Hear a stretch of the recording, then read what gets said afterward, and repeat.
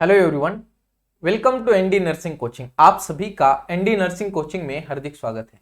तो आज की क्लास में हम सेकंड न्यूट्रिशन का क्लास देखने वाले हैं, जिसके अंदर हम आज कार्बोहाइड्रेट, प्रोटीन और फैट्स के बारे में सीखेंगे।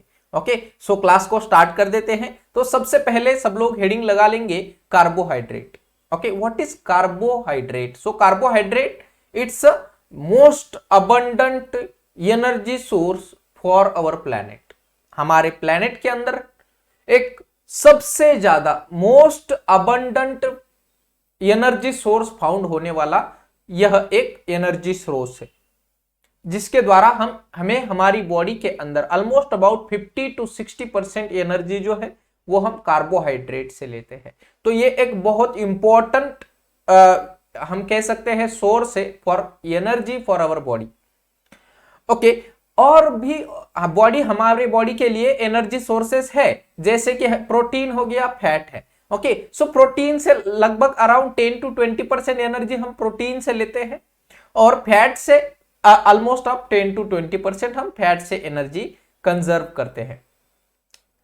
So most of the energy कहां से मिलती है हमें? कार्बोहाइड्रेट के द्वारा। सो ये कार्बोहाइड्रेट हमारा एनर्जी प्रोवाइडिंग या एनर्जी गेनिंग और गिविंग एक न्यूट्रिशन है। Okay, so carbohydrate which is A macronutrient. क्या है? मैक्रोन्यूट्रिएंट है। इसका मतलब कि इसकी रिक्वायरमेंट जो है वो हमें पर डे 100 ग्राम से ज्यादा है। पर डे 100 ग्राम से इसकी रिक्वायरमेंट हमें ज्यादा है। How this carbohydrate is made? It is made up by carbon, hydrogen and A molecule of oxygen. ये तीनों कॉम्बिनेशन से यह कार्बोहाइड्रेट बना है। इसलिए हम कार्बोहाइड्रेट को CHO से डिनोट करते हैं। C का मतलब कार्बन, H मतलब हाइड्रोजन एंड O मतलब oxygen. That is why we denote the carbohydrate as a CHO। Okay, so the carbohydrate are a most abundant organic molecule. मतलब कहीं से भी। ओके, फॉर एग्जाम्पल अगर कोई सांप है, बिच्छू है, ओके, या कोई भी ऐसा प्लांट भी हो सकता है, जिसमें उसकी अगर हमने पत्ती खा ली, ओके, एक प्लांट का अगर हमने लीफ खा लिया तो वहां से भी हमें कार्बोहाइड्रेट मिल सकता है। Okay, in case of animals, सारे एनिमल्स के अंदर एनिमल्स का एक छोटा टुकड़ा भी हम खा ले तो उससे भी हमें कार्बोहाइड्रेट मिलता है। So carbohydrate is a most abundant. Everywhere you can find out the carbohydrate source. Okay, so the carbohydrate are hydrates of carbon. मतलब एक हाइड्रेटेड कार्बन है। ओके, क्यों हाइड्रेटेड कार्बन बोल रहे हैं इसको? बिकॉज इसके अंदर पानी भी है। ओके, पानी भी है। जैसे कि हमने क्या बोला है? CHO, that is hydrogen and oxygen. और हमारे वाटर का क्या फॉर्मूला है?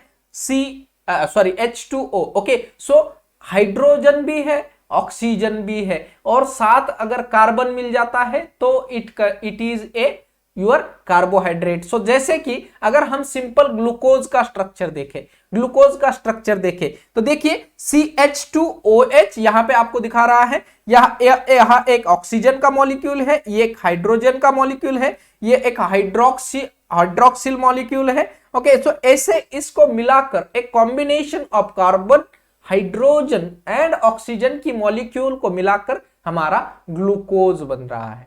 Okay, which is a simplest form of a carbohydrate.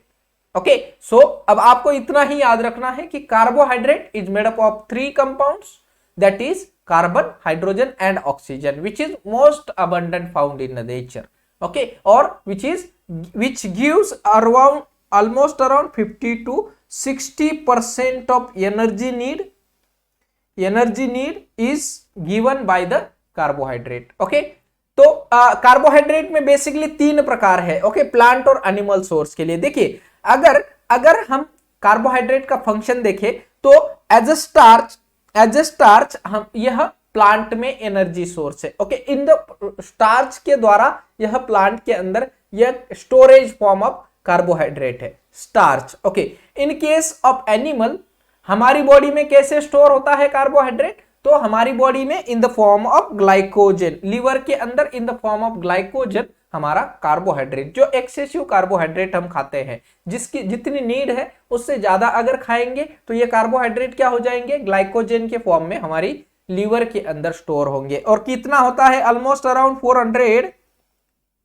to 500 grams of glycogen is stored in the liver। Okay, अब ये कब यूज होंगे, जब हम स्टारवेशन में होंगे या जब हमें एनर्जी की रिक्वायरमेंट होगी, तो ये ग्लाइकोजन का ग्लाइकोलाइसिस होगा, जिसके द्वारा यह हमें एनर्जी सोर्स प्रोवाइड करेगा। Okay, now next is the cellulose. Okay, cellulose, so this is a cell wall component in the plant. Okay, so plant की सेल वॉल का कंपोनेंट है हमारा सेल्यूलोज। Okay, cellulose. तो क्लियर है carbohydrate क्या है। Okay, now the general formula of carbohydrate is the CnH2ON। okay, so where the N is a number of carbohydrate। okay, मतलब कि कार्बोहाइड्रेट का नंबर कितना है और पानी का नंबर ऑफ वाटर मॉलिक्यूल्स कितने हैं। अगर वाटर मॉलिक्यूल्स और कार्बन मिक्स हो जाए then you will get a carbohydrate। okay, so which is a hydrate form of carbon। okay, hydrate form of carbon। okay, now next heading लगा लेंगे सब लोग, classification of carbohydrates. So how we can classify this carbohydrates. So classification based on their structures, the carbohydrate can be classified into monosaccharide, disaccharide और oligosaccharide and polysaccharide. Okay, monosaccharide, disaccharide और oligosaccharide and polysaccharide. Okay, so monosaccharide देखते हैं। So monosaccharide is a basic unit of carbohydrate. Important question आपको exam में पूछा जाएगा, basic unit of carbohydrate. So it is a monosaccharide which is a water soluble है। Okay, and non hydrolysable है। Okay, which is sweet in taste. Okay, so इसके अंदर क्या आएगा आपका, बेसिकली ग्लूकोज आ सकता है। ओके, ग्लूकोज आ सकता है। Okay, next is N oligosaccharide. Oligo made up bye 2 to 9 combination of monosaccharide. मतलब अगर 2 से 9 मोनोसैकेराइड को हम एक से मिला दे then you will get a oligosaccharide. Up to 9 only. अगर 9 से ज्यादा मोनोसैकेराइड एक साथ जुड़ रहे हैं then we will called it as a polysaccharide। okay, then polysaccharide is also divided into 2 parts। polysaccharide के भी 2 पार्ट हो सकते हैं। कौन से हो सकते हैं, one is a homopolysaccharides। okay, homopolysaccharides and second one is a heteropolysaccharides। Homopolysaccharides and heteropolysaccharides. Homo मतलब क्या कि एक ही, फॉर एग्जांपल अगर 9 ग्लूकोज 10 या और ज्यादा ग्लूकोज एक साथ में मिल जाए then it is called as a homo, because only glucose के मॉलिक्यूल है। हेटेरो मतलब कि अलग अलग, मतलब एक ग्लूकोज हो सकता है, एक लैक्टोज हो सकता है, एक फ्रुक्टोज हो सकता है। तो अलग अलग अगर पॉलीसैकेराइड एक साथ जुड़ जाए then we will call it as a heteropolysaccharide। okay, clear है। so polysaccharides it is made up by 10 or more polysaccharides, 10 or more monosaccharide units। okay, now we will see the monosaccharide, disaccharide or oligosacharide।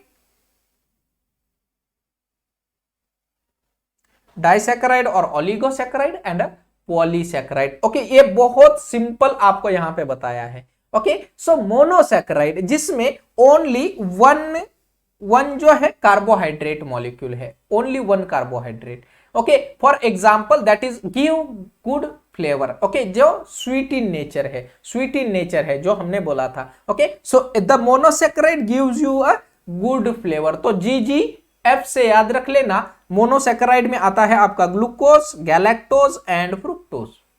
ये monosaccharide है, sweet in flavour है। कैसे याद रखेंगे, gives you a good flavour. Okay, good flavour देते हैं, जैसे हनी हमारा गुड फ्लेवर देता है। So glucose, galactose and the fructose is a monosaccharide, various disaccharide कौन से है, 2 मॉलिक्यूल ऑफ शुगर कौन से है, सो 2 molecules of sugar which is A transport form, transport form होता है। ओके क्यों, क्योंकि अगर फॉर एग्जांपल मैंने लैक्टोज, माल्टोज या सुक्रोज खाया तो ये डायरेक्ट मुझे एनर्जी नहीं प्रोवाइड करेगा। Why, because it's a transport form, ये ट्रांसपोर्ट करता है। ओके बट जब मुझे एनर्जी की नीड है तो मैं इस डाइसैकेराइड को, 2 सैकेराइड को या 2 मोनोसैकेराइड्स को ब्रेक करूंगा और एक मोनोसैकेराइड बनाकर उसके द्वारा मैं एनर्जी गेन करूंगा। ओके सो अगर 2 मोनोसैकेराइड्स एक साथ है then it cannot give you the energy। Okay तो ये एनर्जी कैसे मिलेगी हमें, अगर हम उस डाइसैकेराइड को ब्रेक करें तो। Okay so disaccharide are a transport form of carbohydrate. Okay transport form है कार्बोहाइड्रेट का, इसको याद कैसे रखेंगे, it length the support movement.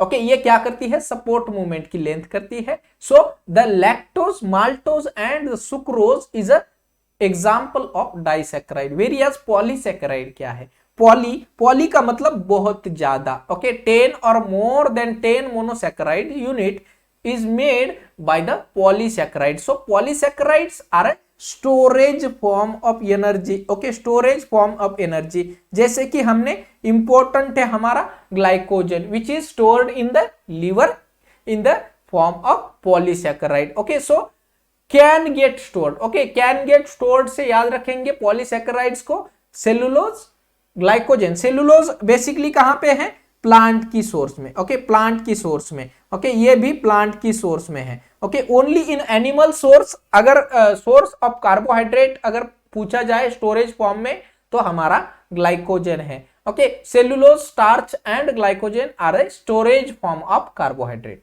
और a polysaccharide.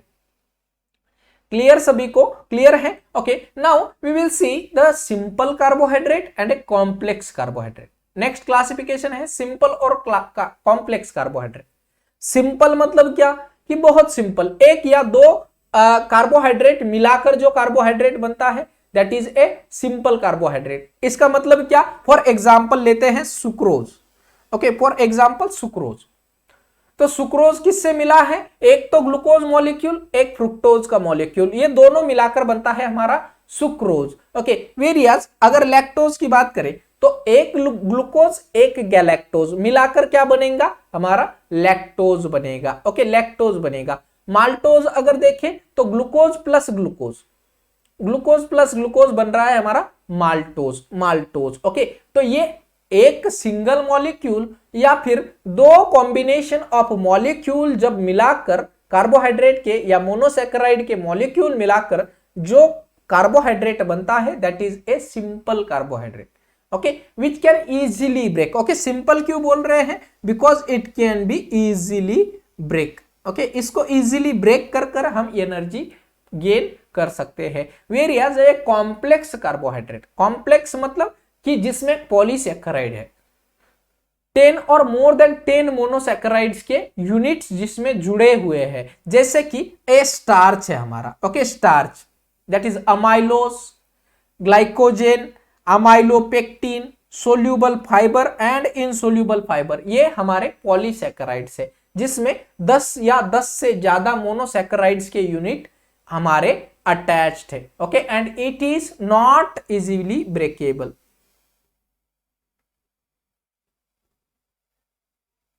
Not easily breakable, तो इसके लिए क्या चाहिए ब्रेक करने के लिए, तो हमें चाहिए stomach, liver. Okay to break this product. Okay to break this product हमारे स्टमक के अंदर के जो एंजाइम्स है और लीवर के एंजाइम्स या फिर बाइल और pancreatic juices is required to destroy this complex form of carbohydrates.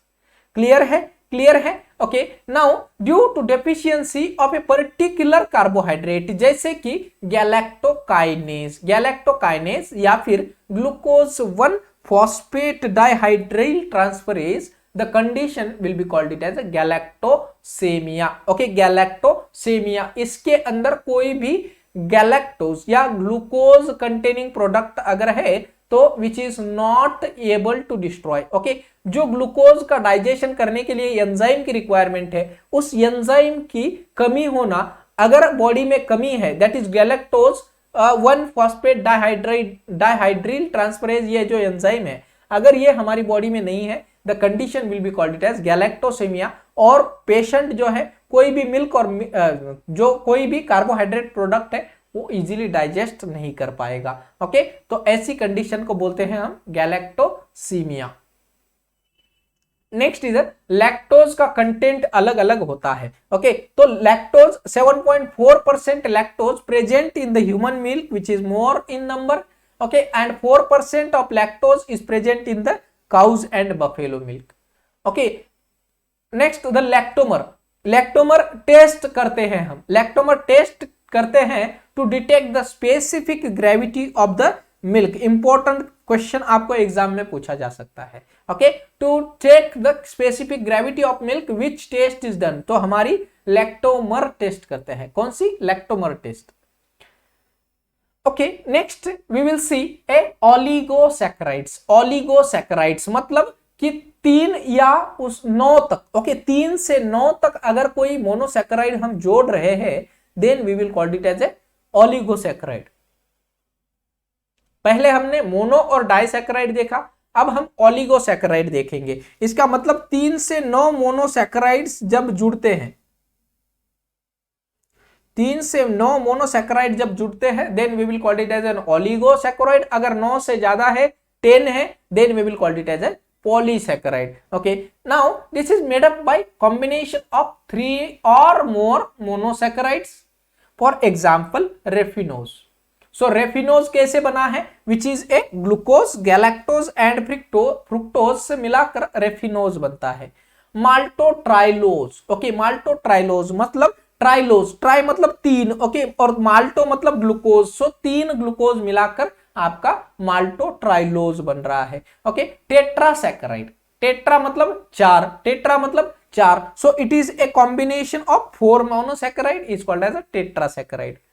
माल्टो fructose, malto मतलब ग्लूकोज और एक फ्रुक्टोज, सो 4 ग्लूकोज के मॉलिक्यूल को बनाकर आपका माल्टो फ्रुक्टोज बना रहा है। ओके, सेसुमोज, ओके, जिसमें 2 फ्रुक्टोज 2 ग्लूकोज, जिससे बनता है सेसुमोज। पेंटासैकेराइड, पेंटा मतलब 5, पेंटा मतलब 5, which is a combination of 5 monosaccharides, 5 monosaccharides, that is called as a pentasaccharide. ये टर्मिनोलॉजी पूछ सकते हैं। ओके, टर्मिनोलॉजी इंपॉर्टेंट हो सकती है। Next is a hexa, hexa मतलब 6, हेक्सा मतलब 6, तो जब 6 मोनोसैकेराइड्स का कॉम्बिनेशन होगा, then it is called as a hexasaccharide, that is maltohexose, maltohexose. इसका मतलब हो सकता है 6 ग्लूकोज के मॉलिक्यूल, 6 ग्लूकोज के मॉलिक्यूल जब एक साथ आएंगे, then it is called as a maltohexose. Clear है सभी को? तो ओलिगोसैकेराइड हमने देख लिया। Now we will see the polysaccharide. Poly मतलब multiple, multiple, more than 10। Okay, so polysaccharides are basically 2 types.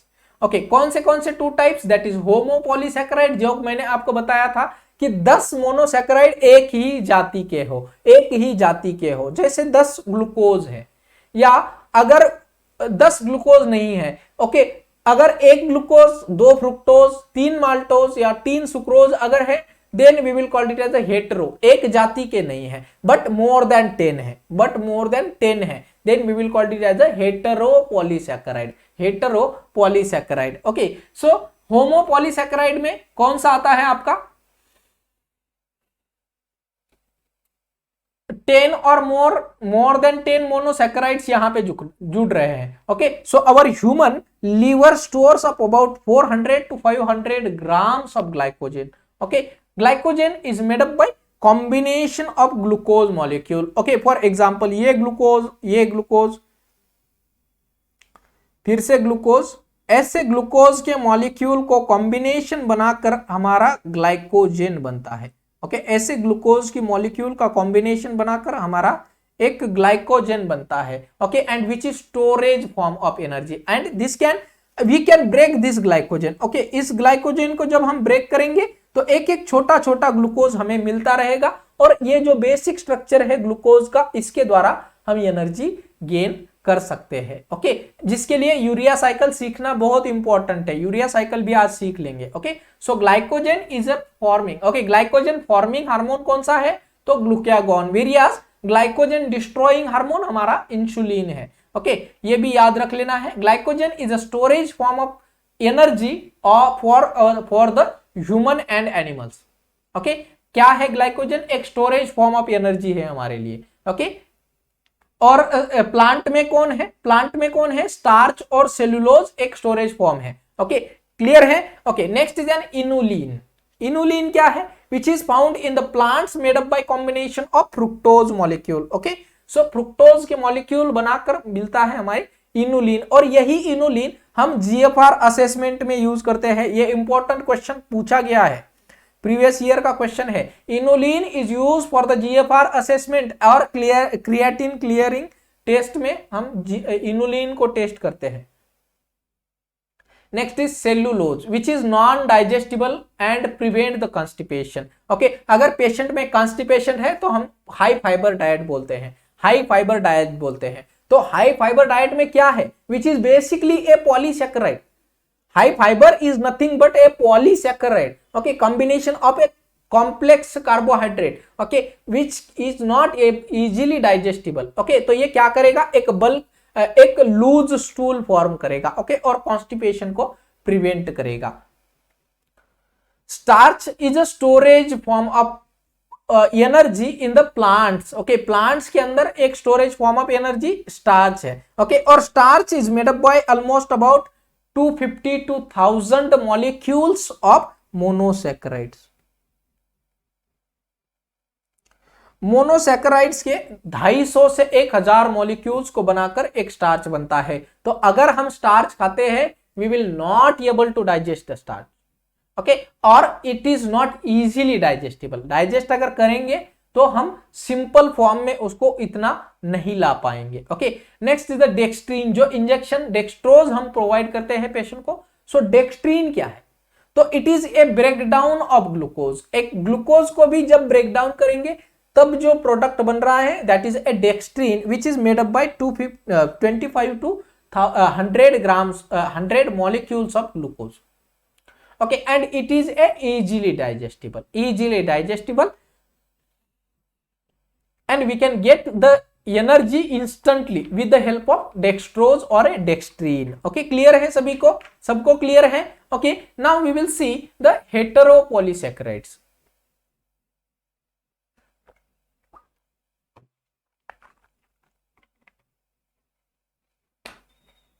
हेटेरोपॉलीसैकेराइड्स मतलब कि इसमें क्या होगा, एक तो ग्लूकोज होगा, एक फ्रुक्टोज होगा, एक आपका सुक्रोज हो सकता है। ओके, तो अलग अलग मोनोसैकेराइड्स का combination that is a heteropolysaccharide. And number कितने होंगे sir, number will be more than 10। Okay, more than 10 number होंगे। So it is made up by 10 और more different types of monosaccharides is called as heteropolysaccharides। for example chondroitin sulfate। Okay, chondroitin sulfate जो हमारी bone, ligament और cartilage और tendon में पाया जाता है। ओके, chondroitin sulfate नाम सुना होगा आपने। अगर ये इसका एक इंजेक्शन भी आता है chondroitin करके। ओके, अगर पेशेंट को बोन की थिनिंग है या कार्टिलेज और टेंडन में पेन की सेंसेशन है या इसका डिनेचुरेशन हो रहा है, then we will give the injection chondroitin sulfate, okay, which is found in bone, cartilage, tendon and ligament।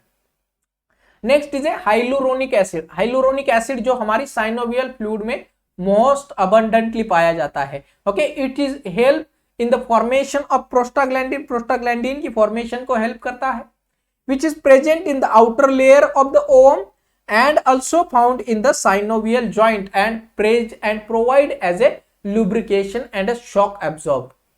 Okay, तो जो पेशेंट को अर्थराइटिस की कंडीशन होती है तो हम साइनोवियल फ्लूइड नहीं देते हैं, हम देते हैं हाइलुरोनिक एसिड, जो कि हमारा साइनोवियल फ्लूइड फॉर्मेशन करने के लिए हेल्प करता है। ओके, तो पॉलीअर्थराइटिस की कंडीशन में हाइलुरोनिक एसिड देते हैं। अगर टेंडन, जॉइंट, मसल और बोन्स का अगर कोई प्रॉब्लम है तो chondroitin सल्फेट की टेबलेट्स या इंजेक्शन फॉर्म में हम देते हैं। क्लियर, दोनों चीजें क्लियर हैं। Okay, now we will see the sources of carbohydrate. अब ये तो बताने की जरूरत नहीं है, मोस्ट अबंडेंट है, तो सारी जगह पे हमें कार्बोहाइड्रेट मिल सकता है। सीरियल्स और मिलेट्स में है, पल्सेस में है, हनी के अंदर है, पोटैटो के अंदर कार्बोहाइड्रेट है, शुगर एंड जैगरी के अंदर है, केन शुगर के अंदर है। Okay, so these are the sources of carbohydrate. Okay, now next heading लगा लेंगे फंक्शंस ऑफ कार्बोहाइड्रेट। कार्बोहाइड्रेट का काम क्या है? तो मैंने बेसिक बताया है, बेसिक काम है एनर्जी प्रोवाइड करना। 50 to 60% एनर्जी हमारा कार्बोहाइड्रेट देता है। Maintain body temperature. How maintain body temperature? With the help of metabolism. जितना ज्यादा मेटाबॉलिज्म उतना ज्यादा टेम्परेचर। ओके, तो maintain body temperature. Precursor of fats and protein. Fats और प्रोटीन का प्रीकर्सर है। Okay, it provide the energy to the neuron. Energy, neuron को energy carbohydrate के द्वारा। वेरियाज, कार्डियक मसल को एनर्जी कौन प्रोवाइड करता है? ओके, अगर हम बोल रहे हैं कि कार्बोहाइड्रेट, ओके, जैसे अगर आप कंटिन्यू 4-5 घंटे पढ़ाई करें, 4-5 घंटे अगर आप पढ़ाई करें तो आपको कैसे लगता है? आपका ब्रेन थक गया है ऐसा लगता है। Why? Because you use more carbohydrate, you use more carbohydrate. Okay, now अगर ऐसे ही अगर हम कार्डियक मसल की बात करें तो कार्डियक मसल को basic unit of energy is fat और लाइपोज और लाइपेज। कार्डियक मसल को कौन एनर्जी प्रोवाइड करता है? हमारी कार्डियक मसल को फैट एनर्जी प्रोवाइड करता है। ओके, कार्डियक मसल फैट के द्वारा एनर्जी प्राप्त करते हैं। ओके, तो ये दोनों क्वेश्चन इंपॉर्टेंट है। अगर न्यूरॉन के बारे में बात की जाए तो न्यूरॉन को हमारी कार्बोहाइड्रेट एनर्जी प्रोवाइड करता है, वेरियाज कार्डियक मसल को फैट एनर्जी प्रोवाइड करता है। ओके, नाउ आरडीए मतलब रिकमेंडेड डाइटरी अलाउंसेस। ओके, सो आरडीए क्या है?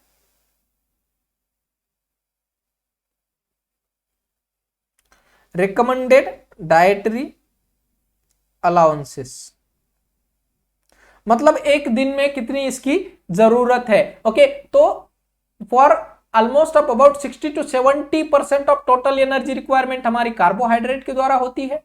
300 ग्राम पर, ओके, 300 ग्राम पर डे हमें कार्बोहाइड्रेट का सेवन करना चाहिए। मिनिमम 100 ग्राम पर डे। अगर हम 100 ग्राम पर डे भी नहीं ले पाते हैं तो क्या होगा सर? तो क्या होगा अगर मैं मेरी डाइट के अंदर कार्बोहाइड्रेट का सेवन कम कर दूं तो क्या हो सकता है? तो मेरी बॉडी क्या सोचेगी कि अगर मुझे कार्बोहाइड्रेट नहीं मिलता है, no issue, I will take energy from the non carbohydrate compound. Okay, I will take energy from a non carbohydrate compound like protein और फैट। प्रोटीन और फैट से मैं एनर्जी प्रोवाइड कर लूंगा। कैसे? अगर प्रोटीन का ब्रेकडाउन करूंगा तो कीटोन बॉडीज बॉडी में ज्यादा बनेगी and which is a toxic substance. Okay, which is toxic. Okay, अगर मैं फैट का ब्रेकडाउन करूंगा, ओके, अगर मैं फैट का ब्रेकडाउन करूंगा, okay, then also I will get a toxic substance. Okay, but energy मुझे मिलेगी। ओके, बट एनर्जी की रिक्वायरमेंट जो है वो मेरी पूरी हो जाएगी। ओके, बट इसका जो बाई प्रोडक्ट या वेस्ट प्रोडक्ट है जो कि टॉक्सिक हो सकता है। ओके, सो जो कि अमोनिया भी यहाँ पे है। Okay, ammonia which is very toxic to our body. Okay, और ये अमोनिया क्या होगा?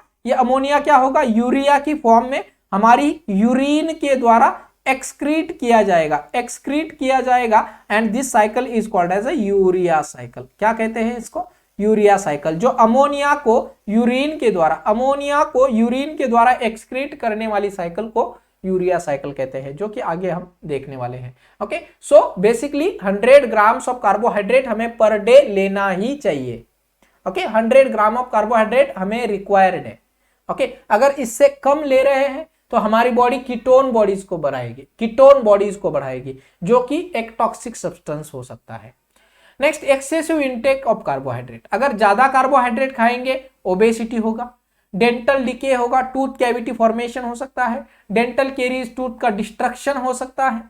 ओके, अगर कम खाएंगे तो क्या होगा? We will get a protein energy malnutrition. Why we will called it as an energy malnutrition? Because carbohydrate हमें एनर्जी प्रोवाइड करता है ऑलमोस्ट ऑफ अबाउट 60 to 70%। अगर 100 ग्राम से कम कार्बोहाइड्रेट खाएंगे then we will have an energy malnutrition, protein energy malnutrition. तो अगर protein energy माल nutrition है तो कार्बोहाइड्रेट फॉर्म्स में एनर्जी नहीं मिलेगी, तो प्रोटीन से एनर्जी लेंगे जिसकी वजह से कीटोन बॉडी का एक्युमुलेशन बॉडी में ज्यादा होगा। तो how the carbohydrate digest and absorb in our body, तो कैसे हमारी बॉडी में कार्बोहाइड्रेट का डाइजेशन और एब्सॉर्प्शन होता है। तो बेसिकली जब भी हम कार्बोहाइड्रेट खाते हैं, अगर हम पॉलीसैकेराइड खा रहे हैं, पॉलीसैकेराइड मतलब जिससे 10 और मोर देन 10 मोनोसैकेराइड का कॉम्बिनेशन है। फॉर एग्जांपल मान लीजिए पोटैटो खा रहे हैं which is also a polysaccharide.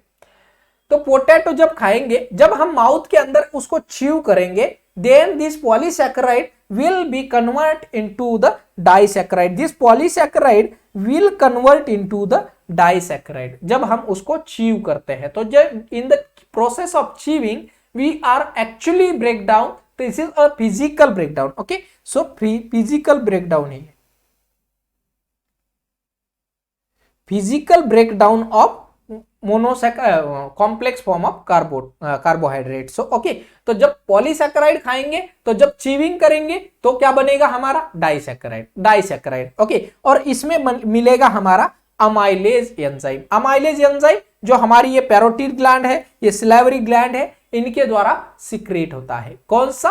Amylase enzyme, amylase enzyme, okay. और क्या होगा फिर ये disaccharide in the form of A bolus food हमारी बॉडी के अंदर स्टमक में चले जाएंगे। स्टमक में क्या है सर? फिर पेप्सिन है, पेप्सिन है। फिर ये पेप्सिन इस कार्बोहाइड्रेट को और डिस्ट्रॉय करेगा, फिर आगे जाकर हमारी डिओडिनम में D2 पार्ट में एक एम्पुला ऑफ वेटर नाम का एक ओपनिंग है, जिसके द्वारा ये यहाँ पे जो ब्लू कलर का दिख रहा है, जिसके द्वारा हमारे pancreatic juices and bile juices इसके D2 पार्ट में एंटर होते हैं। और जो कार्बोहाइड्रेट हमारा आया है तो इसका और इमल्सिफिकेशन और इसका डिस्ट्रॉइंग होता है, ओके।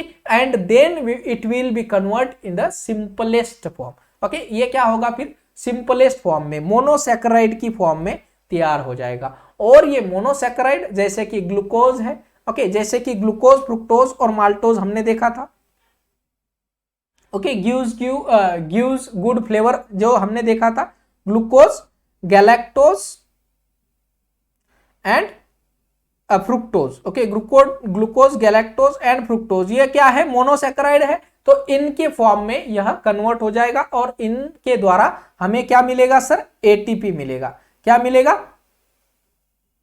एटीपी बनेंगे, ओके। क्या बनेंगे सर? हमारे ग्लूकोज, गैलेक्टोज एंड फ्रुक्टोज के द्वारा एटीपी बन जाएंगे, which is a simplest form, okay. And this is an energy source और a energy type of energy for our body, okay, जिसके द्वारा हमारी बॉडी का मेटाबॉलिज्म, सेल का मेटाबॉलिज्म फंक्शनिंग होता है। क्लियर है सभी को? सबको क्लियर है? तो कार्बोहाइड्रेट को ब्रेक डाउन करने के लिए अमाइलेज एंजाइम की जरूरत है, बेसिकली अमाइलेज एंजाइम की जरूरत है, ओके। क्लियर है सभी को? Okay, now we will see the urea cycle. मैंने बताया था कि हमारी बॉडी को जैसे एक मोटर व्हीकल को एनर्जी पेट्रोल या डीजल के द्वारा मिलती है, वैसे ही वो पेट्रोल और डीजल क्या हो गया? एक फॉर्म ऑफ एनर्जी हो गया फॉर दैट मोटर व्हीकल। लेकिन अगर हमारी बॉडी के बारे में सोचे तो हमारी बॉडी में एटीपी के द्वारा एनर्जी मिलती है, एटीपी के द्वारा। तो एक मॉलिक्यूल ऑफ ग्लूकोज, ये इंपॉर्टेंट क्वेश्चन, कई बार रिपीटेड क्वेश्चन है। 1 molecule of glucose will give you a 36 to 38 ATPs, okay। और क्यों 36 to 38 बोलते हैं हम? Why not 38 compulsory? बिकॉज ये जो 2 मॉलिक्यूल ऑफ एटीपी जो है, ये 2 मॉलिक्यूल ऑफ एटीपी जो है इस ग्लूकोज की मेटाबॉलिज्म में यूज हो जाते हैं, ओके। तो एक्चुअली हमें 36 ही मिलते हैं, okay, but we consider it is as a 38 molecule, okay. So 36 to 38 molecules of ATP मिलते हैं हमें 1 मॉलिक्यूल ऑफ ग्लूकोज से, okay, now one molecule of ATP, ये जो एक एटीपी है, ओके, एक एटीपी जो है वो हमें 144 किलो कैलोरी एनर्जी प्रोवाइड करता है, not kilo calorie, okay, not kilo calorie, एक कैलोरी, ओके, 144 कैलोरी एनर्जी हमें one molecule of ATP provide करता है।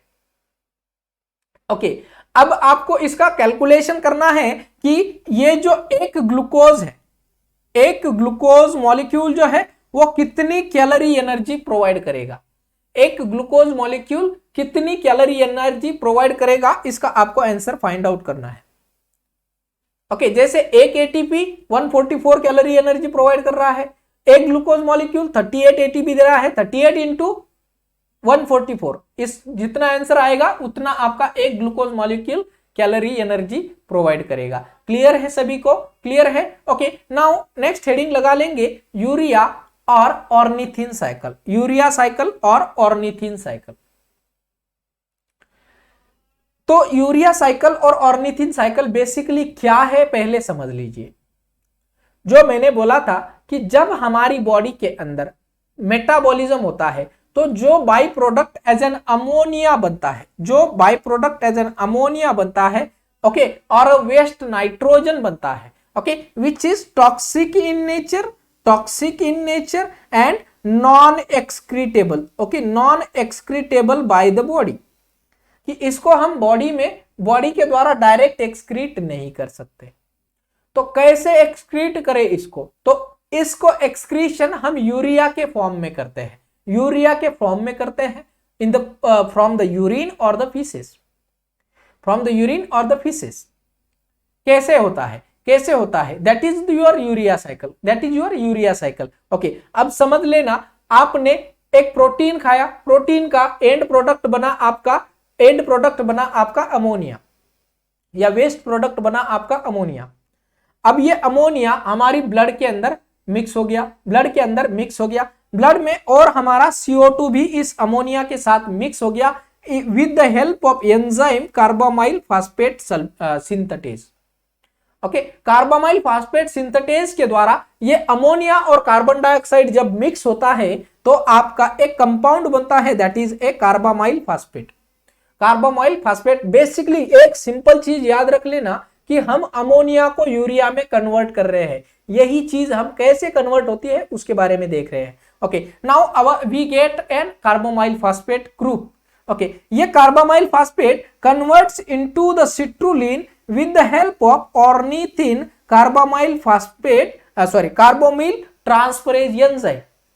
Now this citrulline converts into the arginosuccinate with the addition of aspartate, and with the help of this enzyme that is called as arginosuccinate synthetase enzyme. Okay, तो citrulline से बना आर्जिनोसक्सिनेट, जिसके साथ combination हुआ था aspartate का with the help of arginosuccinate synthetase enzyme. Now this arginosuccinate is convert into the arginine, और उससे एक बाई प्रोडक्ट बनता है that is A fumarate. Okay, और जिसमें एंजाइम की जरूरत होती है आर्जिनोसक्सिनेट लाइसेज, लाइसेज मतलब ब्रेक डाउन करने वाला, इस आर्जिनोसक्सिनेट को ब्रेक डाउन करने वाला एंजाइम, जिससे दो, अगर आर्जिनोसक्सिनेट को डिवाइड कर दिया जाए तो दो प्रोडक्ट बनेंगे, वन इज आर्जिनिन, दूसरा fumarate. Okay, this arginine is convert into again the ornithine that is why it is called as an ornithine cycle, because it's a end product or the last product of urea cycle, last product of urea cycles. This arginine is convert into the ornithine with the help of arginase. Okay, ASC जो enzyme होते हैं, ASC जिनके पीछे लग रहा है, okay, so that is a forming enzyme. Okay, forming. Okay, और जो लाइसेज है, लाइसेज ब्रेक डाउन वाले होते हैं। ओके, तो arginine is convert into the ornithine with the help of arginase enzyme, और यहां पे हमारा वाटर, और यहां पे बाई प्रोडक्ट क्या मिल रहा है, ऑर्निथिन के साथ हमारा urea is a by product. Okay, तो यूरिया और हमारा वाटर मिलाकर हमारी ब्लड स्ट्रीम में मिक्स हो जाता है, और ब्लड स्ट्रीम में मिक्स होने के बाद किडनी के द्वारा यह एक्सक्रीट हो जाता है। किडनी के द्वारा यूरिया एक्सक्रीट हो जाता है। क्लियर है सभी को? क्लियर है? ओके, बेसिकली हमने यूरिया साइकिल में देखा कि एक अमोनिया, ओके, अमोनिया जो कि टॉक्सिक है, नॉन एक्सक्रीटिंग है, उसको हमारी बॉडी के द्वारा कैसे एक्सक्रीट किया जाए। ओके, तो हमने यूरिया के द्वारा उसको एक्सक्रीट किया with the help of this cycle. Okay, इस साइकिल के द्वारा हमने हमारी बॉडी से उसको एक्सक्रीट कर दिया। Okay, now we will see the gluconeogenesis. ये क्वेश्चन भी पूछे गए हैं, ग्लूकोनियोजेनेसिस, ग्लाइकोलाइसिस, ग्लाइकोजेनेसिस। ओके, ये इसके बारे में आपको टर्मिनोलॉजी पूछते हैं। ओके, तो ग्लूकोनियोजेनेसिस, ग्लूको मतलब ग्लूकोज,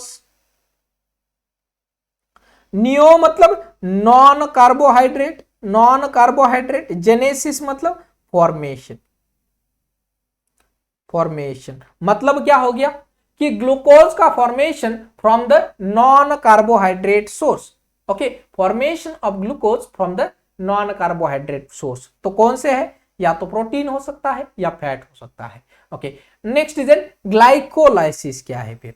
ओके, तो क्या है glycolysis?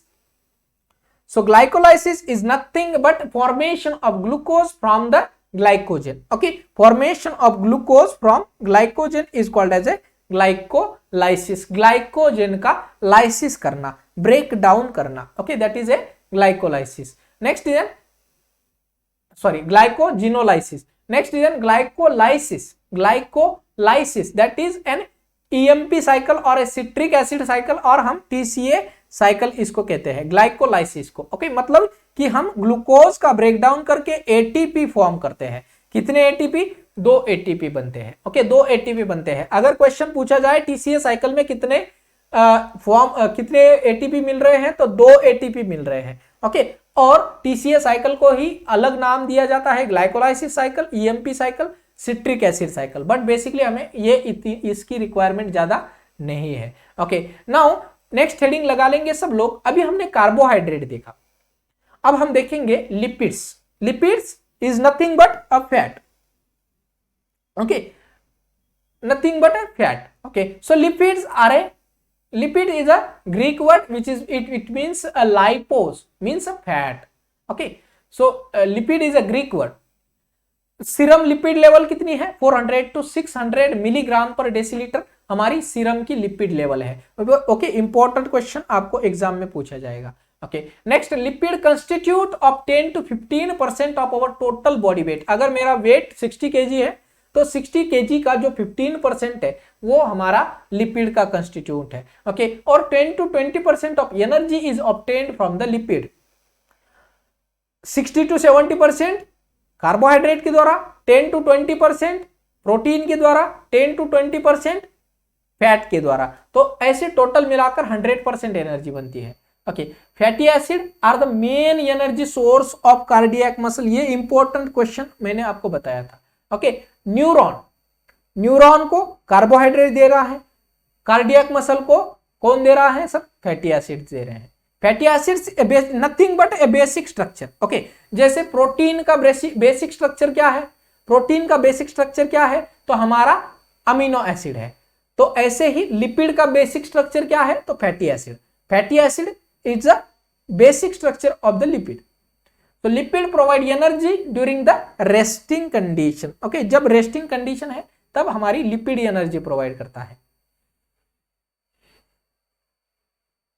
So one molecule of lipid is made up by combination of one molecule of glycerol and 3 molecules of fatty acid, that is a triglyceride. तो एक लिपिड कैसे बनता है? ट्राइग्लिसराइड प्लस 1 ग्लिसरॉल, ये मिलाकर हमारा लिपिड बनता है। Okay, so lipid is a storage form. Okay, so lipid जो हमारे बॉडी में स्टोरेज फॉर्म में मिलता है that is A triglyceride. Okay, जब मैंने कार्बोहाइड्रेट के बारे में पूछा तो कार्बोहाइड्रेट कौन सा स्टोरेज फॉर्म में होता है? ग्लाइकोजेन के फॉर्म में। लिपिड कौन सी फॉर्म में है? ट्राइग्लिसराइड की फॉर्म में। Okay, now lipids are heterogeneous group of an organic compound which are insoluble in water. ये इंपॉर्टेंट है, इनसोल्यूबल इन वाटर। जैसे अगर हम एक पानी के अंदर तेल की बूंद डाल दें, tel is nothing but a lipid. Tel is nothing but a lipid. अगर हम पानी में तेल की बूंदे डाल दे तो तेल पानी में मिक्स होगा क्या? नहीं होगा, नहीं होगा। Why? Because it's a dense molecule, dense है, ओके, डेंस है और पानी से उसकी जो टेक्सचर है वो अलग है, okay, that is why it is an insoluble in water but soluble in alcohol and organic solvent, that is ether, okay. अगर हम तेल को सॉल्वेंट, ऑर्गेनिक सॉल्वेंट या फिर हम ईथर या अल्कोहल के अंदर मिक्स करेंगे, then it can be mixed, okay, that is why a small amount, okay, or we can say a less than 30%, 30 ml of the alcohol is essential. Less than 30 ml of alcohol is essential for the normal body function, okay, but the addiction is the main reason. That is why the more people not used to drink the alcohol, okay. Only the 30% is required for the normal body function. क्यों? क्योंकि sir ये triglyceride में, triglyceride जो हमारी body में fat बन रहा है उस फैट को डिस्ट्रॉय करेगा। क्या करेगा? अल्कोहल फैट को डिस्ट्रॉय करेगा, okay. So only 30 ml per day is required for the normal body function. So fat और lipid digest in the duodenum, digest in the duodenum. जैसे हमने प्रोटीन, कार्बोहाइड्रेट का देखा, कार्बोहाइड्रेट बेसिकली माउथ में ही digest हो जाते हैं, ओके, डाइसैकेराइड फॉर्म में बन जाते हैं, ओके, और जो रिमेनिंग है वो स्मॉल स्टमक के अंदर हो जाता है, ओके। वेरियस लिपिड की अगर बात करी जाए तो डाइजेस्ट कहां पे हो रहे हैं? डिओडिनम में, और एब्जॉर्ब कहां पे हो रहे हैं? जेजुनम के अंदर, ओके। दोनों क्वेश्चन इंपॉर्टेंट है, okay. 3 molecules of water is release in the during the absorption of और digestion of the fat, okay. Now what are the classification of the lipids? So basically lipid is classified into 3 categories, that is, one is your simple lipid, simple lipid मतलब triglyceride or wax, triglyceride or wax is a simple lipid, okay. Now next is a compound lipid, compound lipid मतलब दो और अलग प्रकार के lipids का या fatty acids का कॉम्बिनेशन होना, that is a compound lipid. और third one is a derived lipid, derived from any other sources, okay, derived from any other sources. तो दीज आर बेसिकली 3 क्लासिफिकेशन और 3 टाइप्स ऑफ लिपिड। सो पहले देखते हैं simple lipid, simple lipid. So simple lipid constitute of triglyceride and waxes, okay. So जैसे हमारी जो honeycomb में या ईयर वैक्स जो है, this is A example of simple lipid, simple lipid. या ट्राइग्लिसराइड अगर देखें तो ग्लिसरॉल और फैटी एसिड, इनको मिलाकर एक मॉलिक्यूल बनता है, that is an simple lipid, okay. So glycerol और fatty acid are triglyceride and example of a simple lipid, okay. This fatty acid is also a 2 types of fatty acid, that is a saturated and an unsaturated.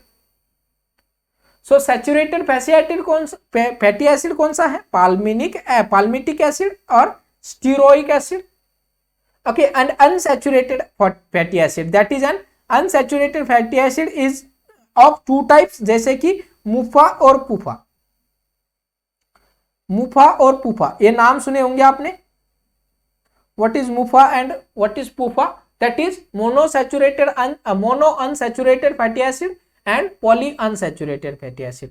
poly unsaturated fatty acid is a good fatty acid for our body, okay. पुफा अच्छा fatty acid है, okay. Now we will see the compound fatty acid, compound lipids, okay. So compound lipids has of 2 types, that is phospholipid, phosphate plus lipid, or glucose or glycerol plus lipid, okay, because 2 combination है, 2 combination है, okay. So phospholipid कौन सा है? तो lecithin and cephalin are the phospholipid, compound phospholipid, whereas glycolipid is a cerebrocytes and gangliosides, cerebrosides and gangliosides. तो cerebrosides में हमारे steroids आते हैं, जैसे कि bile acid and sex hormone. ये स्टेरॉइड हार्मोन एक एग्जांपल है ग्लाइकोलिपिड्स का। तो ये क्वेश्चन पूछा गया था एग्जाम में कि द स्टेरॉइड हार्मोन्स और sex hormone is a type of which lipid, which type of lipid? तो it's a type of glycolipid, glycolipid, okay. और ग्लाइकोलिपिड में भी सेरेब्रोसाइट्स का एग्जांपल है, ओके। देन गैंग्लियोसाइड्स क्या है? तो गैंग्लियोसाइट्स में स्टेरॉल्स आते हैं, जैसे कि कोलेस्टेरॉल एंड अर्गोस्टेरॉल। और आपका ग्लाइकोलिपिड्स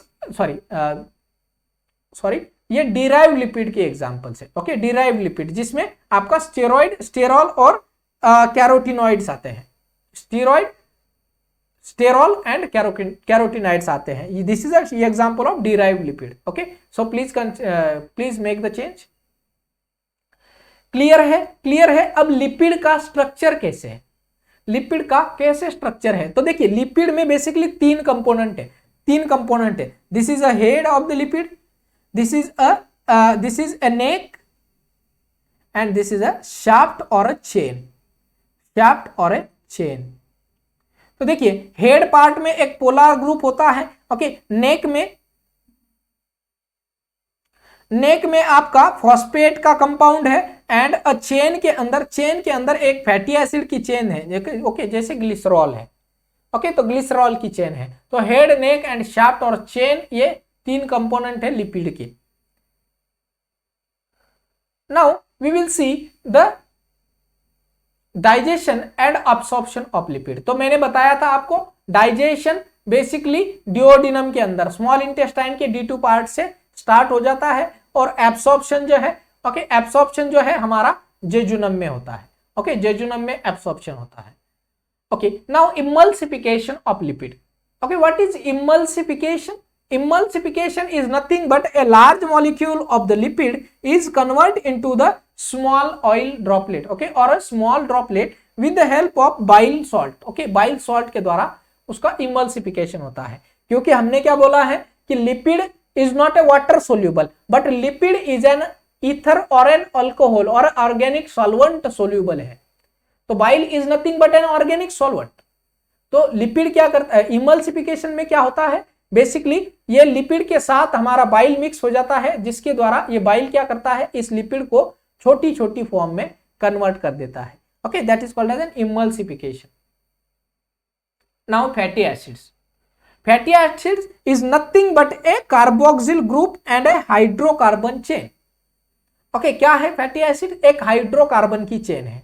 ओके, जैसे कि एक कार्बोक्सिल ग्रुप है। ओके, देखिए ये HOC and R and a oxygen group। okay, so this is a carboxyl group and a hydrogen chain। ये एक कार्बोक्सिल ग्रुप है, ये हाइड्रोजन चेन है। ओके, ये है आपका एक फैटी एसिड। सो फैटी एसिड के दो प्रकार है, सैचुरेटेड, अनसैचुरेटेड। सैचुरेटेड कैसे डिसाइड करते हैं? जिसमें कोई भी डबल बॉन्ड नहीं है, वाटर सोल्यूबल हो, हमारा सोल्यूबल है। ओके, सैचुरेटेड है। ओके, जिसका एग्जांपल है lauric acid. Okay, lauric acid. Okay, जिसमें कोई भी डबल बॉन्ड दिख रहा है क्या? ओके, ओनली सिंगल बॉन्ड यहां पे प्रेजेंट है, only a single bond present है। वेरिएज एन अनसैचुरेटेड फैटी एसिड जिसमें वन और मोर डबल बॉन्ड प्रेजेंट है। देखिए यहां पे एक डबल बॉन्ड प्रेजेंट है, मतलब दो बॉन्ड प्रेजेंट है कार्बन की चेन के अंदर, हाइड्रोकार्बन की चेन के अंदर। Okay, so that is called as an unsaturated fatty acid. Clear है? So fatty acid are the basic unit of lipid और a building block of lipid, जिसका जो केमिकल स्ट्रक्चर है वो कुछ इस तरह का होता है। Okay, now saturated fatty acid जिसमें कोई भी डबल बॉन्ड नहीं है, usually obtained from the animal sources and the highest the saturated fatty acid content in the coconut oil. For example, butyric acid is the highest in the butter. Okay, arachidonic acid, palmic acid and acetic acid are the saturated fatty acid जिसमें कोई भी double bond नहीं है। Now unsaturated fatty acid, one or more than one double bond is present in the carbon chain, that is called as an unsaturated fatty acid, usually obtained from the plant source. Okay, तो unsaturated plant source से मिलता है, saturated fatty acids हमें animal source से मिलता है। Now unsaturated fatty acid दो प्रकार के थे, मुफा और PUFA. Okay, so mono unsaturated मतलब एक सिंगल डबल बॉन्ड प्रेजेंट होगा, वेरियस पॉली अनसैचुरेटेड हमारा दो और more than two double bond present होंगे। ओके, क्लियर है? तो this are the example of poly unsaturated fatty acids. Now the fatty acids are basically two types, that is not two types, three types, जैसे कि essential fatty acid, semi essential fatty acids and non essential fatty acids. Okay, अब essential, semi essential और non essential का मतलब क्या है?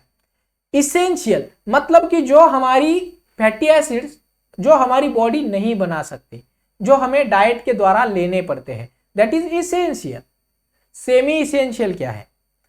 ऐसे कोई फैटी एसिड जो हमारी बॉडी बेसिकली नॉर्मल कंडीशन में बनाती है, okay, but in case of high demand जैसे कि प्रेगनेंसी है, प्रेगनेंसी या लैक्टेशन के दौरान इनकी डिमांड ज्यादा होती है, then it is required to have in the diet or in a excessive form. So in that condition the body will not meet that demand. So in that condition we need to take the this semi essential fatty acids. Okay, now unessential fatty acids और non essential fatty acids, मतलब कि हमें उसको diet की form में लेने की जरूरत नहीं है, हमारी बॉडी उसको इनफ अमाउंट में या रिक्वायर्ड अमाउंट में प्रोड्यूस करती है, that is called as an non essential और unnecessary fatty acids. Okay, now first is an essential fatty acid.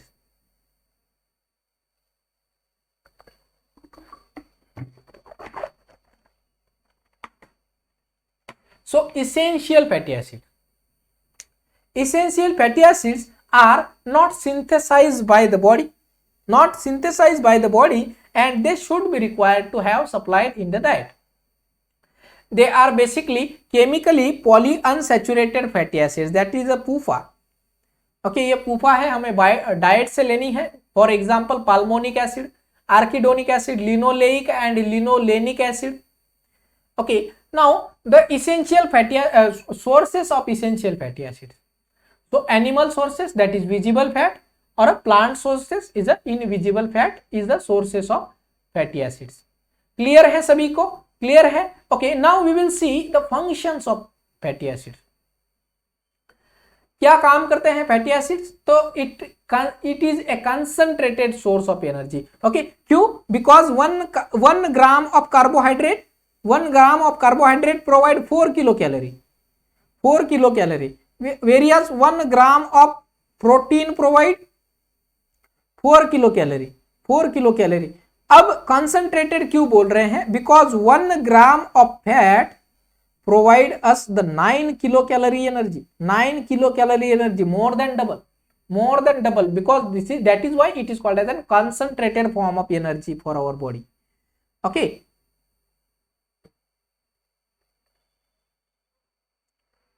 Okay, now this increase the palatability. Okay, palatability मतलब food की test बढ़ाता है, इसीलिए हमें फ्राइड फूड जो है वो बहुत अच्छे लगते हैं खाने में। Okay, it is act as an protein sparing action. अब इसके लिए ये मुझे भी थोड़ा समझ में नहीं आया था, what is protein sparing action, that is why I add this image. अब मान लीजिए हमारी बॉडी को एनर्जी की रिक्वायरमेंट है, और इस एनर्जी की रिक्वायरमेंट कार्बोहाइड्रेट के द्वारा पूरी नहीं हो पा रही है, तो हमारी बॉडी क्या करेगी? इन प्रोटीन को ब्रेक डाउन करेगी। ओके, इन प्रोटीन को ब्रेक डाउन करेगी with the help of this carbohydrate और द लिपिड्स। ओके, इन प्रोटीन को ब्रेक डाउन करेगी, that is called as a protein sparing action. Okay, तो प्रोटीन स्पेयरिंग एक्शन में बेसिकली क्या होता है कि कार्बोहाइड्रेट, अगर कार्बोहाइड्रेट हमारी बॉडी से नहीं मिल रहा है, ओके, कार्बोहाइड्रेट इनफ अमाउंट में नहीं मिल रहा है, ओके, या for example carbohydrate enough amount में अगर हमने ले लिया, तो ये जो प्रोटीन है हमारी किस काम में आ जाएंगे? हमारी मसल बिल्डिंग में आ जाएंगे। ओके, मसल बिल्डिंग में आ जाएंगे, then that is called as a protein sparing action. Spare parts हम कहते हैं। ओके, जैसे कोई गाड़ी के स्पेयर पार्ट है, तो what is sparing? Okay, sparing मतलब क्या? एक्स्ट्रा पार्ट रख ले, या फिर उसका जो इसेंशियल फंक्शन है उसको मेंटेन कर लेना। ओके, तो हमारा लिपिड क्या करता है? प्रोटीन को स्पेयरिंग एक्शन करने के लिए हेल्प करता है, प्रोटीन की स्पेयरिंग एक्शन करने के लिए हेल्प करता है। क्लियर है? क्लियर है। तो प्रोटीन स्पेयरिंग एक्शन मतलब कि प्रोटीन की जो एक्शन है, एक्चुअल एक्शन है, उसको बनने देना या प्रोटीन की एक्चुअल एक्शन को कंटिन्यू करवाना, that is a protein sparing action. The lipids maintain the body temperature, it protect the vital organ, it form the steroid hormone and vitamin D, vitamin D और steroid hormones को form करती है। It provide energy to the cardiac muscles, it absorb and transport the lipid soluble vitamin. Okay, so lipid soluble vitamin जैसे कि ADE के या fat soluble कहते हैं हम इसको, तो ये फैट सोल्यूबल विटामिन को ट्रांसपोर्ट करने में और एब्जॉर्ब करने में हमारे लिपिड्स हेल्प करते हैं। Okay, now in case there is an deficiency of lipid, ऐसा आपने देखा है, ऐसी कंडीशन आपने देखी है जब लिपिड की डेफिशिएंसी होती है, तो this condition is called as an phrynoderma. Phrynoderma कहते हैं या फ्रायोडर्मा कहते हैं। Okay, so if there is an deficiency of lipid, it can leads to an growth retardation और ए फ्राइनोडर्मा और ए टॉर्ड skin. Okay, in this condition, this is occur due to deficiency of lipid soluble vitamins, that is A and E vitamins, which is characterized by cone shape eruption of papules on a posterior lateral aspect of the thigh, buttocks and lower back region. Okay, अगर exam में question पूछा गया a cone shape appearance or eruption of the papules on a posterior lateral aspect of the thigh, buttocks or the lower back is called as, then it is called as a phrynoderma. Okay, phrynoderma और a टॉर्ड skin कहते हैं। Okay, it is characterized by, it can be treated by the safflower oil with the B complex. Okay, B complex और safflower oil को देने के बाद this condition can be treated. Clear है सभी को? सबको क्लियर है? Okay, if we take the excessive form of triglyceride और लिपिड्स, अगर हमने लिपिड्स का ज्यादा सेवन किया तो क्या हो सकता है? क्या हो सकता है अगर हमने लिपिड्स का ज्यादा फॉर्म में सेवन कर लिया? So if we take more amount of lipid, then we can have the obesity, have an hypercholesterolemia. Okay, hypercholesterolemia, that is serum cholesterol level is more than 250 mg per dl। Okay, तो जिसकी वजह से क्या होगा, ये cholesterol या triglycerides जो है ये क्या होंगे, हमारी इस तरह से ब्लड वेसल के द्वारा, ब्लड वेसल के अंदर फॉर्म या फिर अकुमुलेट होने लगेंगे, जिसकी वजह से क्या होगा, ब्लड वेसल का जो फ्लो है वो नैरो होने लगेगा। ओके, ब्लड फ्लो जो है वो नैरो होने लगेगा। ओके, तो this lipids are basically LDL और HDL. So LDL is a bad lipid, LDL is a bad lipid which is transport or stores in the cholesterol within the bloodstream. Okay, so LDL क्या होता है, storage होता है। Various HDL क्या है, HDL is a good cholesterol कह सकते हैं, जो कि इन लिपिड को रेगुलेट करता है, इन लिपिड को रेगुलेट करता है, इनका एक्सक्रीशन बढ़ाता है। Okay, HDL। ओके, तो आपको एग्जाम में दो क्वेश्चन बनेंगे, one is a good lipid किसको कहते हैं, ओके, एंड बैड लिपिड किसको कहते हैं, दोनों क्वेश्चन इंपॉर्टेंट है। Okay, next is an atherosclerosis condition होगा, एक्सेसिव कोलेस्ट्रॉल लेंगे, कोरोनरी हार्ट डिसीज होगा, आरडीए की रिक्वायरमेंट कितनी है, so RDA that is recommended dietary allowances 18 to 32 grams per day हमें लिपिड्स लेने की जरूरत है। ओके, नाउ अडल्ट में 10 to 20% ऑफ एनर्जी सोर्स हमारा लिपिड से होता है, अडल्ट और चाइल्ड में 15 to 20%, और न्यूबॉर्न के अंदर बेसिकली ज्यादा रिक्वायरमेंट है। ओके, क्योंकि सबक्यूटेनियस फैट न्यूबॉर्न में कम होता है, दैट इज व्हाई हाइपोथर्मिया ज्यादा होता है। ओके, क्लियर है? तो हमें न्यूबॉर्न के अंदर 25 to 30% जो है हमें एनर्जी नीड लिपिड से देनी है। Okay, now the most dangerous form of lipid is a trans fatty acid और LDL। Okay, so what is rancidity? Rancidity नया कंसेप्ट है। So rancidity is nothing but a development of an unpleasant smell in the fats and oil.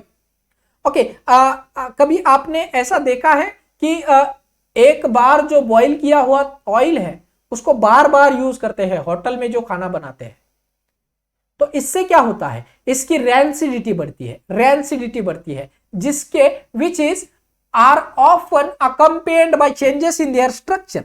क्योंकि अगर इस oil और fat का structure अगर change हो गया, okay, and their appearance is change, then it is called as an rancidity.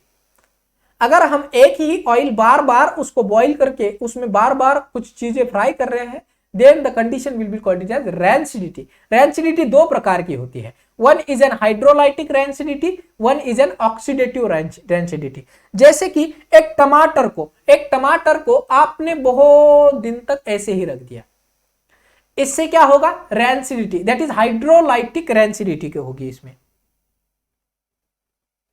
Hydrolytic rancidity होगी, मतलब इसका जो स्ट्रक्चर है बिल्कुल इस तरह का कुछ हो जाएगा कुछ दिनों के बाद, ओके। ऐसे ही रैंसिडिटी, ऑक्सीडेटिव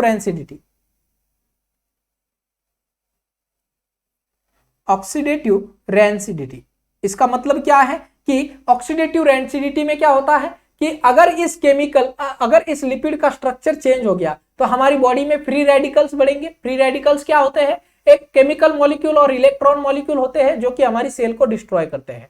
अगर लिपिड की स्ट्रक्चर में चेंज हो गया, फ्री रेडिकल बढ़ेंगे। फ्री रेडिकल अगर बढ़ गए तो क्या होगा सर, हमारी सेल का डिस्ट्रक्शन होगा ऑक्सीडेटिव स्ट्रेस के द्वारा, ओके, सेल का डिस्ट्रक्शन होगा, जैसे यह सेल पर अटैक करेंगे फ्री रेडिकल्स, ओके। क्लियर है सबको? तो रैंसिडिटी दो प्रकार की है, oxidative rancidity and second one is N hydrolytic rancidity. Clear? Okay, concept only clear करना है आपको, okay. Now proteins, next heading लगा लेना, प्रोटीन्स। अभी हमने कार्बोहाइड्रेट देख लिया, लिपिड्स देख लिए, अब हम देखेंगे proteins.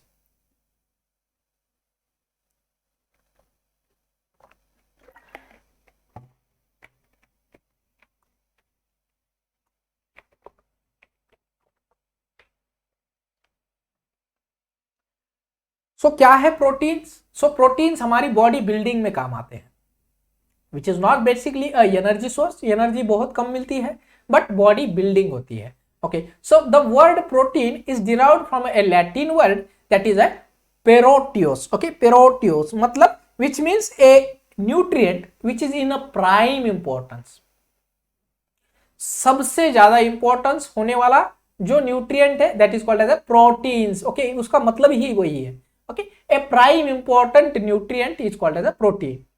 So in 1938 Mublers used the term protein, okay, important है, कृपया नोट कर लीजिए, in 1938 protein is a macronutrient that is 7 to 15% of total energy requirement is made by protein.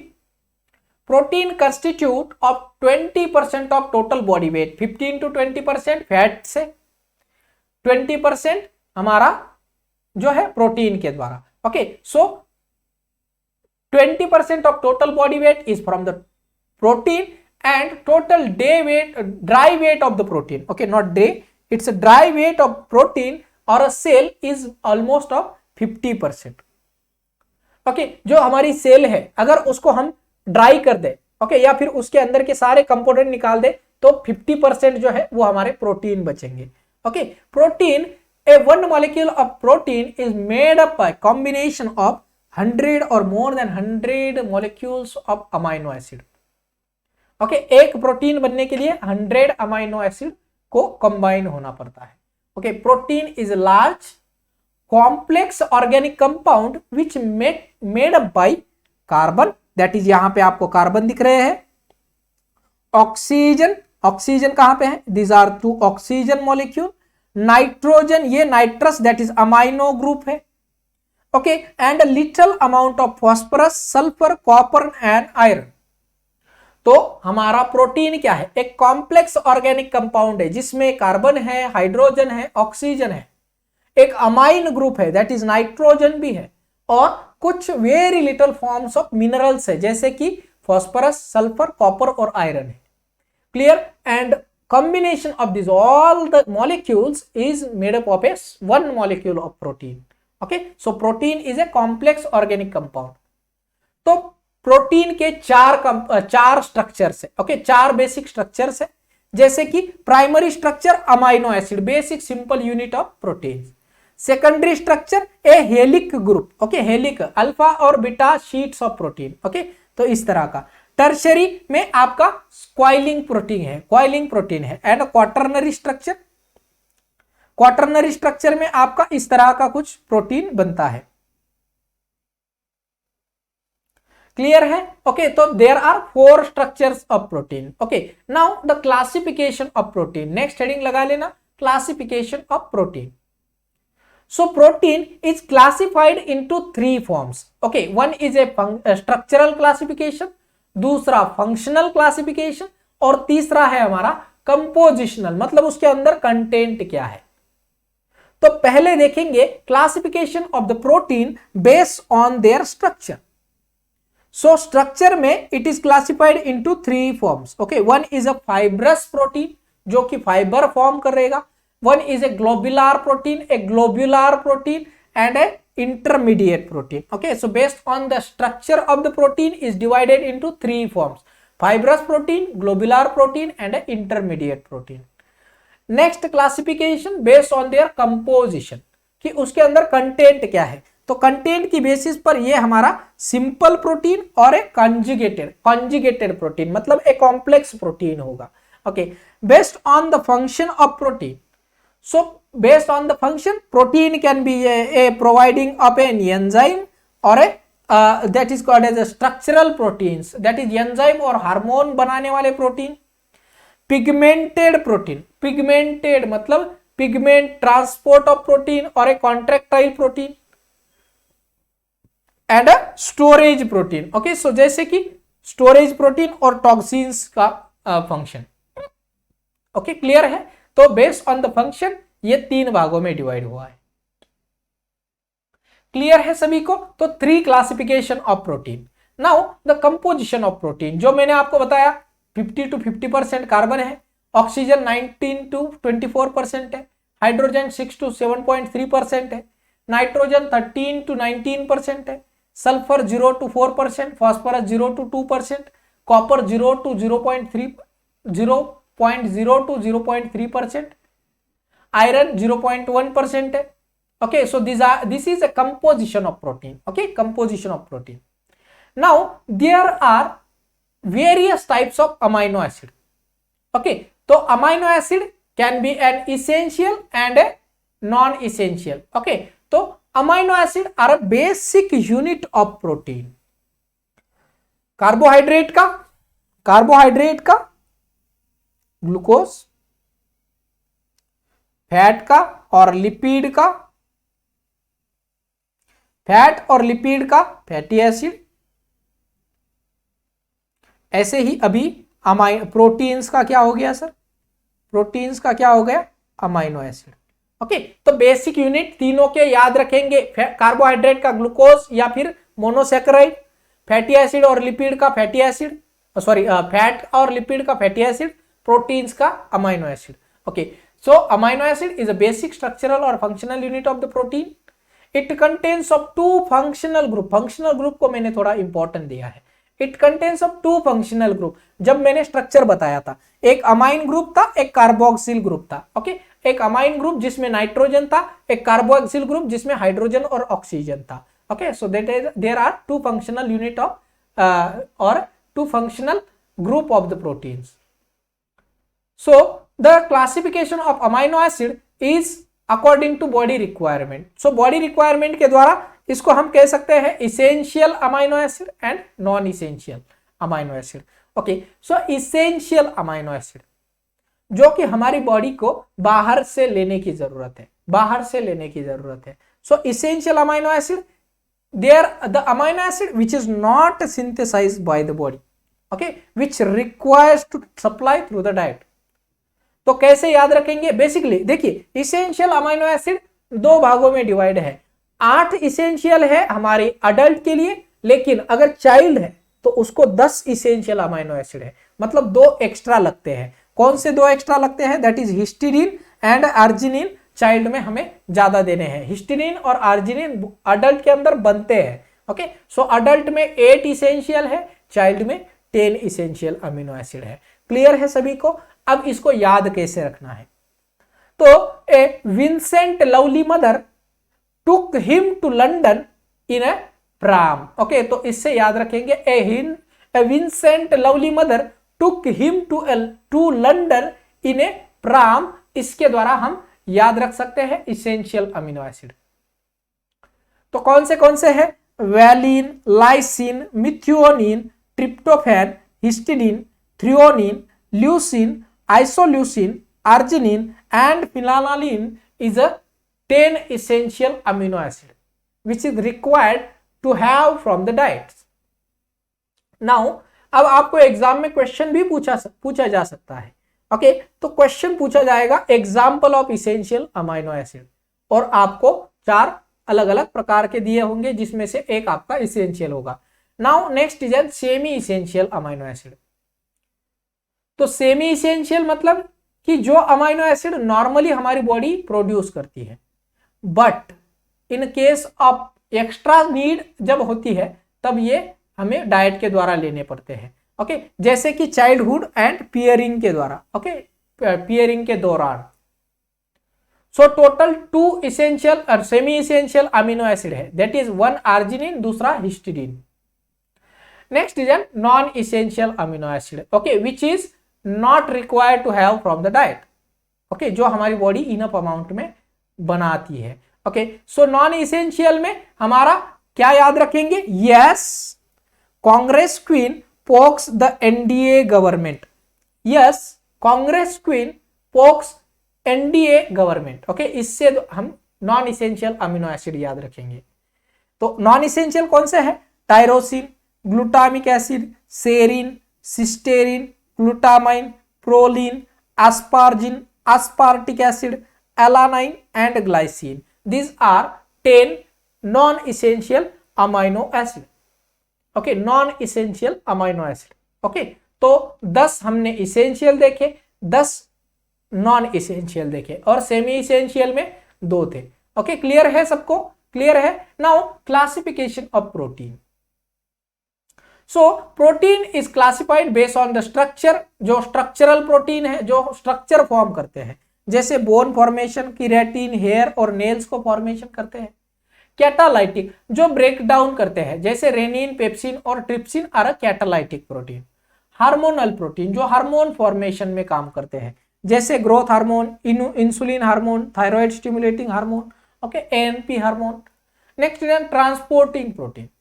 तो ट्रांसपोर्ट, जैसे कि हीमोग्लोबिन ऑक्सीजन को ट्रांसपोर्ट करता है, myoglobin, serum albumin and transferrin, these are the transporting protein.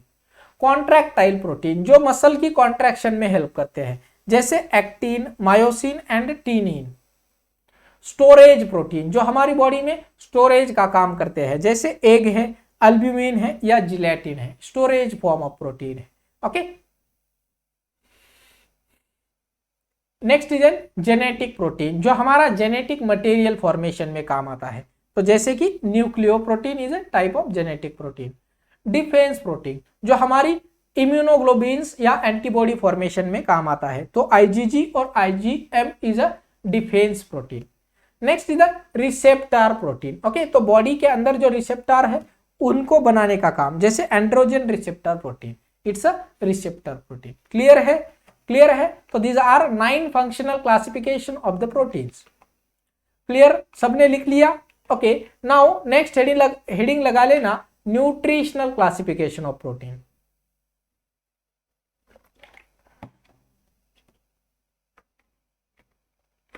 So how we can classify the protein based on the nutritional? So one is a biological complete protein. इसके मतलब क्या है कि इसके अंदर सारे अमीनो एसिड एक साथ प्रेजेंट है एक प्रोडक्ट के अंदर। A protein which contain all the essential amino acid, okay, in required amount is called as an biological complete protein. जैसे कि मिल्क है, केसीन है, मीट है, फिश है, एग अल्ब्यूमिन है। Okay, so these are the complete amino acid और एक complete protein। Okay, incomplete protein में क्या आता है, जैसे वेजिटेबल है जिसके अंदर एक या मोर देन एक अमीनो एसिड अब्सेंट होता है या रिक्वायर्ड अमाउंट में नहीं होता है, so it is called as an incomplete proteins. Vegetable, fruits, oats, bread and rice are a incomplete protein. So partially incomplete मतलब एक वन और मोर इसेंशियल अमीनो एसिड कम मात्रा में होगा। जैसे कि व्हीट अगर देखें तो व्हीट के अंदर लाइसिन नहीं होता है, पल्सेस के अंदर मिथियोनिन नहीं होता है, राइस के अंदर थ्रियोनिन नहीं होता है। ओके, तो ये एक या more then one essential amino acid की इसमें कमी होती है। नाउ इनकम्प्लीट मतलब complete absence of A essential amino acid. Okay, मतलब एक कंप्लीट अब्सेंट है, जैसे कि जिलेटिन प्रोटीन में कंप्लीटली ट्रिप्टोफैन नहीं होता है।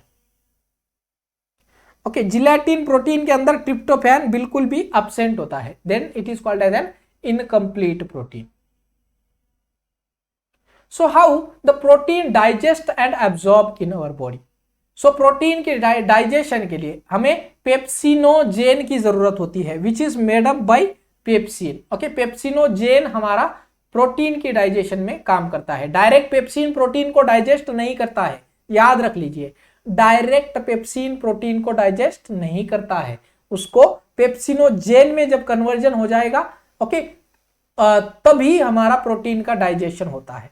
ओके, सो डाइटरी प्रोटीन जो जब हम खाते हैं तो हमारे स्टमक के अंदर HCl क्या करता है, इस पेप्सिन को पेप्सिनोजेन में कन्वर्ट करने में हेल्प करता है। ओके, जिसके द्वारा डीनेचुरेशन होता है, प्रोटीन का ब्रेकडाउन होता है। Okay, next with help of protease enzyme. Okay, so protease enzyme जो कि हमारे पैनक्रियाज से okay trypsin, chymotrypsin, elastase and carboxyl peptidase enzyme को सिक्रीट करता है, और उसके बाद ये जो डीनेचुरेटेड प्रोटीन है उसका अमाइनो एसिड में कन्वर्जन होता है, और ये अमाइनो एसिड फिर हमारे ब्लड में मिक्स होते हैं, और एक बाई प्रोडक्ट बनता है अमोनिया, जिसको हमने यूरिया साइकिल में कैसे अमोनिया यूरिया में कन्वर्ट होता है और यूरिन के द्वारा बाहर निकलता है। Okay, so how understand how the protein is digested and absorbed.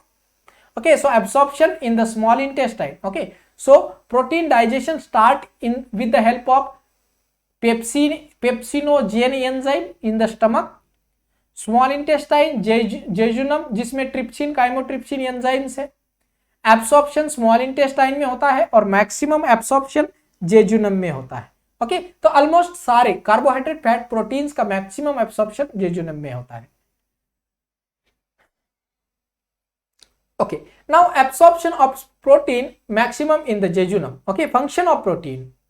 So क्या function है? बॉडी बिल्डिंग है, टिश्यू रिपेयरिंग है, ओके, वुंड हीलिंग में काम आता है, maintenance of oncotic pressure, formation of antibody जैसे एंजाइम, हार्मोन, क्लॉटिंग फैक्टर, इनको फॉर्मेशन करना, ओके, और growth of the fetus. Okay, जब फिटस की ग्रोथ होती है प्रेगनेंसी के दौरान ये हेल्प करता है बॉडी फॉर्मेशन या ग्रोथ ऑफ द फिटस के लिए। Okay, now what are the sources of protein. Protein कहां से मिलता है? तो बेसिक है, प्रोटीन हमें प्लांट और एनिमल सोर्स से मिलता है। Okay, so basically animal source से सबसे ज्यादा मिलता है। Okay, so lean beef, chicken, white fish, tofu, tuna, milk, high protein milk, mix nuts, high protein yoghurt, cheese, egg and legumes के द्वारा हमें प्रोटीन्स मिलते हैं। Okay, now RDA of protein, तो कितनी रिक्वायरमेंट है? 1 ग्राम पर KG per day.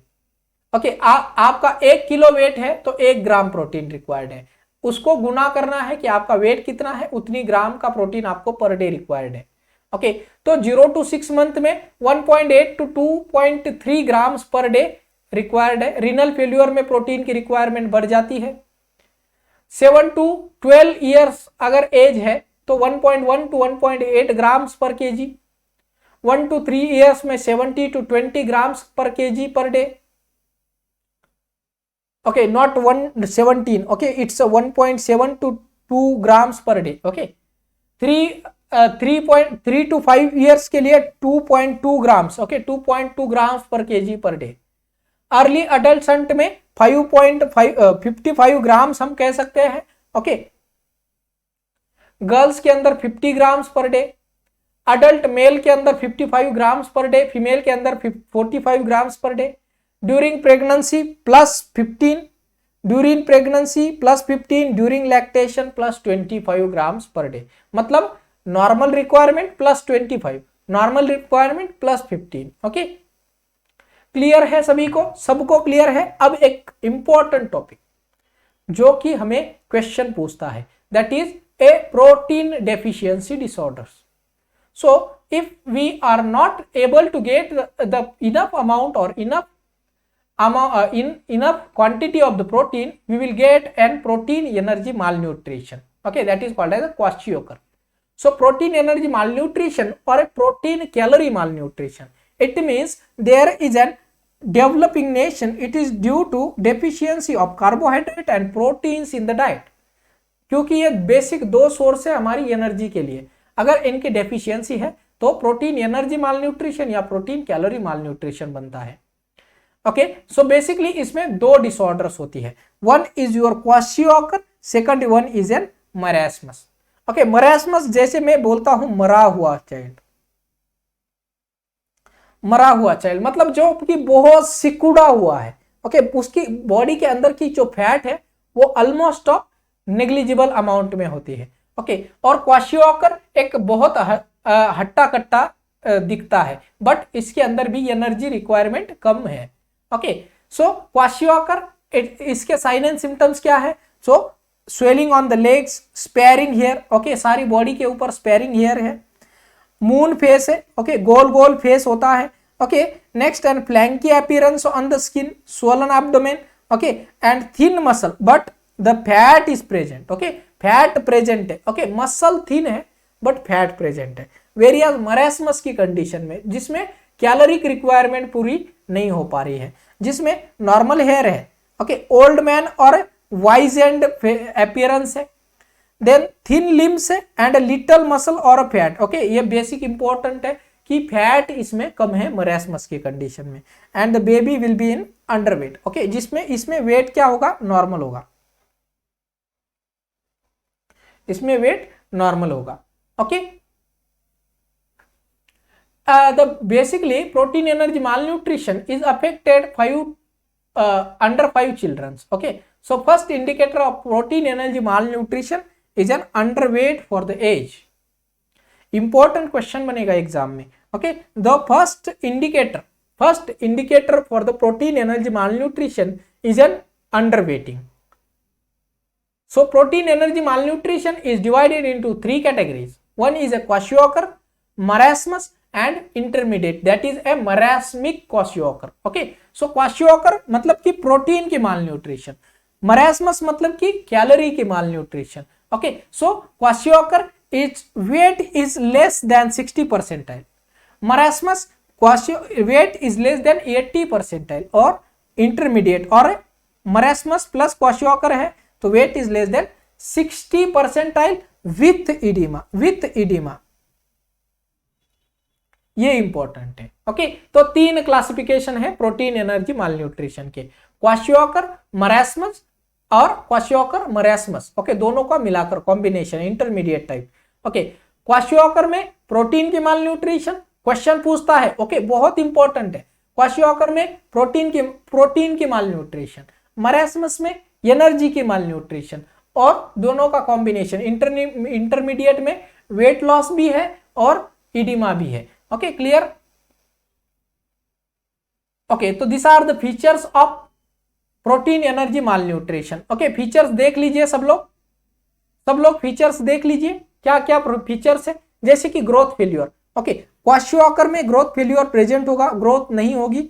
Okay, marasmus में भी ग्रोथ फेल्यूर होगा। ओके, वास्टिंग मतलब क्या कि फैट का लॉस होना। ओके, फैट का लॉस होना। So wasting is present in the kwashiorkor, or in case of marasmus very severe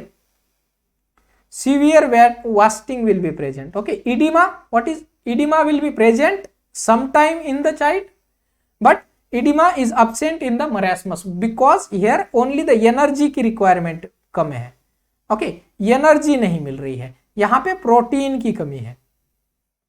Okay, next is an hair changes. Hair changes is common in the kwashiorkor, whereas less common in the marasmus. Mental changes very common in the kwashiorkor. Why? Because proteins, मैंने बोला है growth के लिए important है। अगर protein की कमी है तो बच्चे का ब्रेन की ग्रोथ भी नहीं हो पाएगी। Okay, whereas uncommon in the marasmus. Okay, mental changes. Okay, next is a dermatosis or a flaky paint, okay, which is common in the kwashiorkor. It does not occur in the marasmus condition. Appetite is poor in the child with the kwashiorkor. The appetite is good because बच्चे को बहुत भूख लगेगी, ज्यादा खाना खाएगा बच्चा. Okay, that is good appetite in the marasmus condition. Anemia is severe in the kwashiorkor, whereas anemia is less severe in the marasmus condition. Subcutaneous fat is reduced but present. Okay, subcutaneous fat is totally absent in the marasmus condition. क्योंकि energy नहीं है, तो energy नहीं है तो हमारी body क्या करेगी, फैट को यूज कर लेगी एनर्जी के लिए, क्योंकि कॉन्सेंट्रेटेड सोर्स ऑफ एनर्जी है. Okay, next is a face is oedematous. The down or a monkey face, okay, drawn or monkey face is seen in the marasmus condition. Fatty infiltration in the liver, मतलब liver fatty होगा. Okay, kwashiorkor की condition में fatty infiltration is absent in the marasmus condition. Okay, तो ये child के दोनों photo देख लेना और इससे याद कर लेना.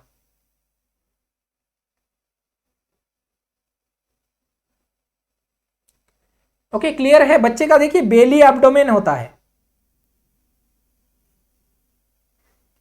बेली एब्डोमेन है, बट ये जो लिम्स है ये लिम्स थिन है. ओके, थिक नहीं है, लिम्स थिन है, बट जो एब्डोमेन है वो बेली है. ओके, मून फेस है. क्या है, गोल गोल चेहरा है.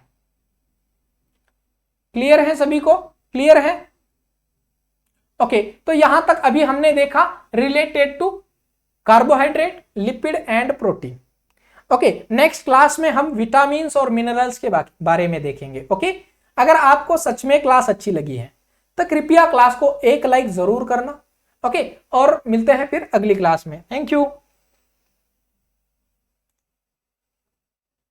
Thanks for watching. Don't forget to subscribe ND Nursing Coaching.